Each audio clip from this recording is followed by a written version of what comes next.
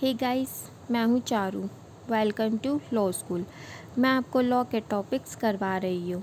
आगे बढ़ने से पहले चैनल को सब्सक्राइब ज़रूर कर लीजिए और बेल आइकन को दबाना ना भूलें।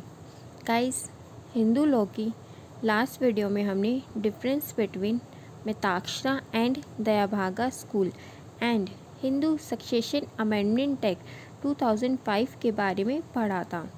अगर आपने अभी तक मेरी प्रीवियस वीडियोस नहीं देखी हैं तो वह भी देख लेना।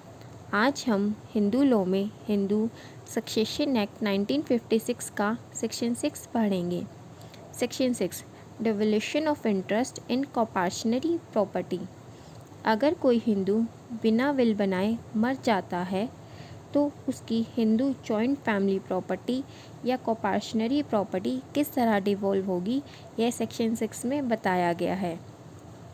सेक्शन 6 क्लोज 1 के according Hindu Succession Amendment Act 2005 के आने के बाद जो फैमिलीज़ मिताक्षरा लॉ से गवर्न होती हैं उसमें अब डॉटर भी कॉर्पोरेशनर होगी।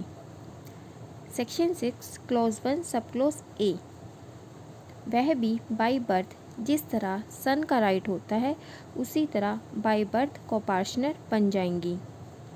सेक्शन 6 क्लोज 1 सब क्लोज बी, डॉटर का भी कॉर्पोरेशनरी प्रॉपर्टी में उसी तरह राइट होगा जैसे कि सन का होता है।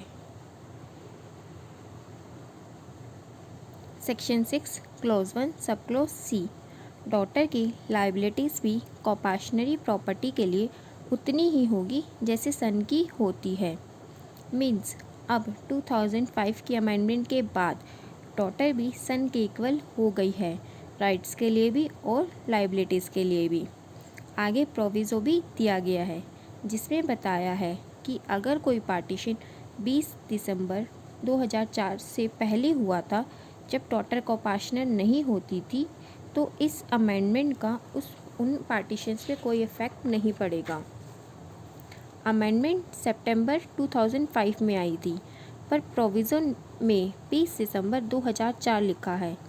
इससे पता लगता है यह क्लॉज पूरी तरह से रेट्रोस्पेक्टिव तो नहीं है पर क्वालिफाइड रेट्रोस्पेक्टिव है। रेट्रोस्पेक्टिव का मीनिंग होता है जब कोई लॉ जिस दिन आया था उस दिन से अप्लाई ना होकर उससे पहले की किसी डेट से अप्लाई हो। सेक्शन 6 क्लॉज 1 का क्वालिफाइड रेट्रोस्पेक्टिव इफ़ेक्ट होने का कारण यह था कि पार्लियामेंट में जब ये अमेंडमेंट का बिल गया था तो बहुत से लोगों ने पार्टीशन करवा दिया था ताकि डॉटर को हिस्सा ना देना पड़े। इसलिए पार्लियामेंट ने ये प्रोविज़ो भी ऐड किया था अमेंडमेंट के साथ ही ताकि किसी भी डॉटर के साथ पार्शियलिटी ना हो पाए। जब हम सेक्शन 6 पढ़ना शुरू करते हैं तो पहले वर्ड से ओन एंड फ्रॉम, जिनका मीनिंग एक केस में बताया गया है।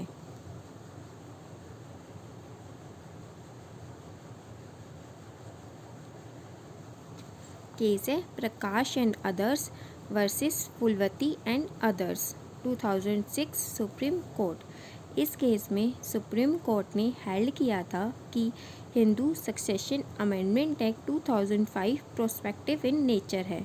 प्रोस्पेक्टिव का मीनिंग होता है जिस डेट पर आया था तभी से अप्लाई होगा। जब कोई अमेंडमेंट सब्सटेंटिव लॉ के प्रोविज़न में होती है तो वह प्रोस्पेक्टिव ही मानी जाती है जब तक कि पार्लियामेंट अपनी इंटेंशन ना बता दे। यहाँ वर्ड्स ओन एंड फ्रॉम से क्लियर होता है कि यह अमेंडमेंट प्रोस्पेक्टिव इन नेचर है। प्रोविज़ो के ज़रिए पार्लियामेंट ने अपनी क्वालिफाइड रेट्रोस्पेक्टिव की इंटेंशन भी क्लियर कर दी है।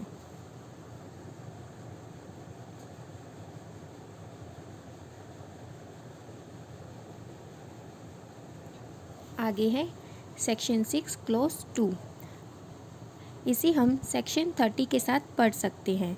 सेक्शन 30 में बस इतना बताया गया है कि अगर कोई भी हिंदू अपनी विल में सिर्फ वही प्रॉपर्टी या पार्ट डिस्पोज कर सकता है जो उसका इंटरेस्ट बनता है।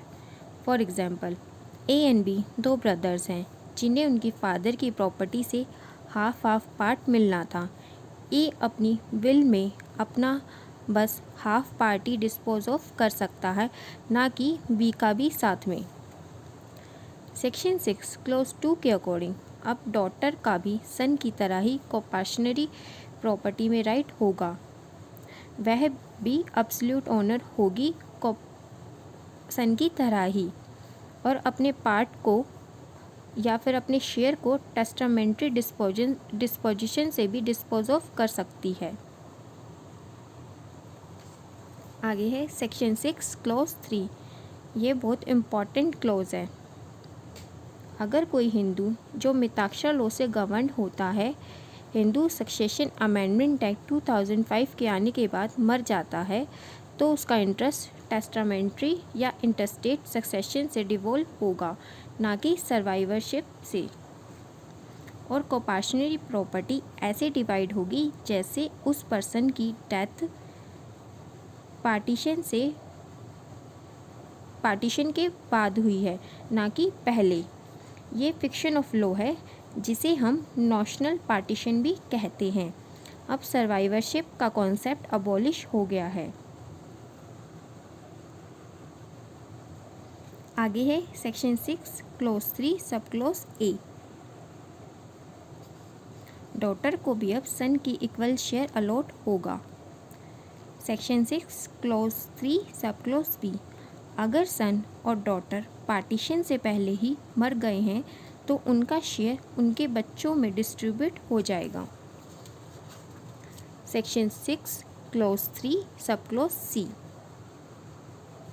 अगर सन एंड डॉटर के साथ साथ उनके बच्चे भी मर चुके हैं तो पार्टीशन से पहले अगर सन और डॉटर के बच्चे भी उनके साथ साथ मर चुके हैं पार्टीशन से पहले ही, तो प्रॉपर्टी उनके बच्चों में डिस्ट्रीब्यूट हो जाएगी। एक्सप्लेनेशन है जिसके अकॉर्डिंग अगर पार्टीशन से पहले ही कोपार्टनर की डेथ हो जाए तो भी पार्टीशन ऐसे किया जाएगा जैसे वह जिंदा हो और उसका स्पेसिफिक शेयर भी रखा जाएगा। इसमें वर्ड्स यूज़ किए गए हैं shall be deemed to be, जिसका मीनिंग एक केस में बताया गया है।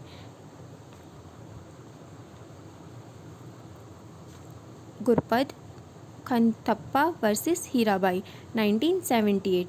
इस केस में भी वही बताया गया है जो अभी हमने पढ़ा।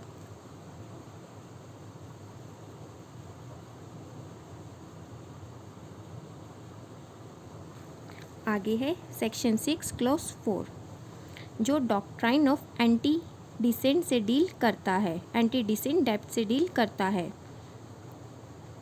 इसके according Hindu Succession Amendment Act 2005 के आने के बाद अगर कोई पर्सन ने कोई डेप्ट ले रखी थी तो वह सन, ग्रैंडसन और ग्रेट ग्रैंडसन पर बाइंडिंग नहीं होगी।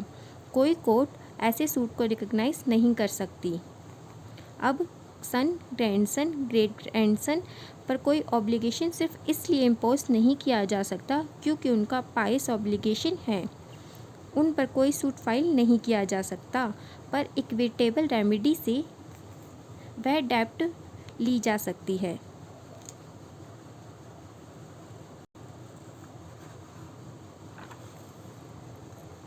प्रोविज़ो के अकॉर्डिंग 2005 के एक्ट से आने से पहले क्रेडिटर्स सन, ग्रैंडसन और ग्रेट ग्रैंडसन के अगेंस्ट सूट फाइल कर सकता था।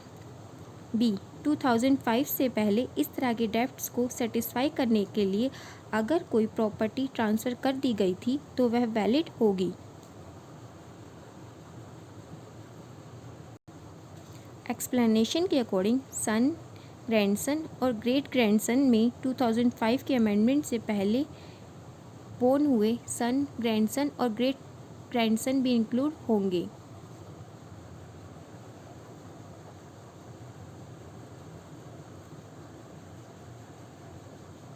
सेक्शन 6 क्लॉज 5 के अकॉर्डिंग 20 दिसंबर 2004 से पहले हुए पार्टीशन पर यह सेक्शन अप्लाई नहीं होगा।